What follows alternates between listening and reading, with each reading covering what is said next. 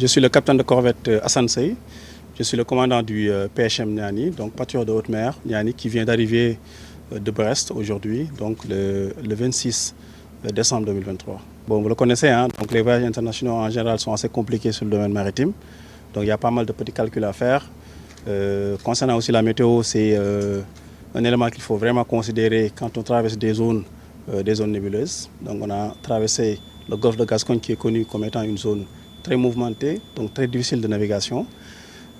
Mais on y est arrivé avec moins de difficultés que prévu.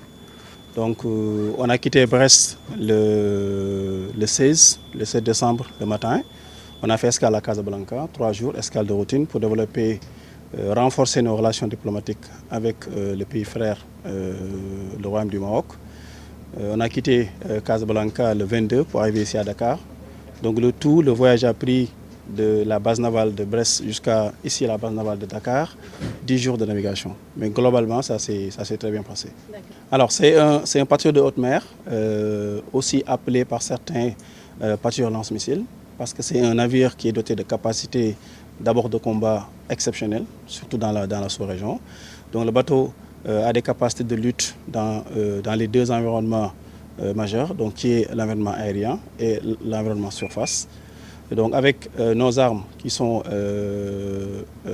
installées à bord de ce navire et intégrées autour d'un système de combat, avec les équipements optroniques et la GE, donc la guerre électronique que le bateau détient, le bateau est capable de faire toutes les missions, tout le spectre des missions qui sont confiées à la Marine nationale.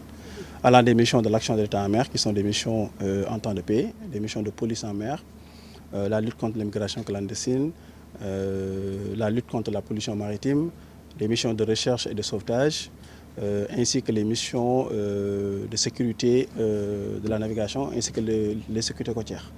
Donc ça, le bateau est doté vraiment de capacités qui lui permettent de faire ça assez convenablement. Pour ce qui est de la défense maritime, le bateau a presque tous les moyens nécessaires pour assurer une dominance maritime du territoire sénégalais, donc la zone économique exclusive. Donc en gros, c'est un navire qui peut faire assez aisément des missions en temps de paix comme des missions en temps de guerre. C'est un équipage mixte, c'est composé de personnel globalement très expérimenté et de personnel très jeune qui viennent d'arriver à la marine avec des compétences techniques assez particulières. Comme vous le savez, c'est un bateau qui est doté de technologies de dernière génération. Donc il nous faut avoir du personnel qui sont qualifiés et qui sont techniquement à la hauteur. C'est un bateau qui a dans son équipage, je suis fier de le dire, 5 femmes qui vraiment font un travail exceptionnel à bord. Les hommes aussi font un travail exceptionnel, hein, ce n'est pas seulement les femmes. Mais globalement, c'est un équipage avec une moyenne d'âge assez jeune, mais très expérimenté, qui vraiment fait un travail exceptionnel. Comme l'amiral l'a dit tout à l'heure, c'est un équipage qui, en un temps assez record, a permis vraiment de maîtriser le bateau, les capacités du bateau, les différentes techniques d'utilisation des différents senseurs et des différents moyens du bateau. Alors, le Niani, avec les équipements qui sont installés à bord, qui sont tous centralisés autour d'un système de management et de combat, le bateau peut faire tout le spectre des missions de la Marine nationale, sans exception.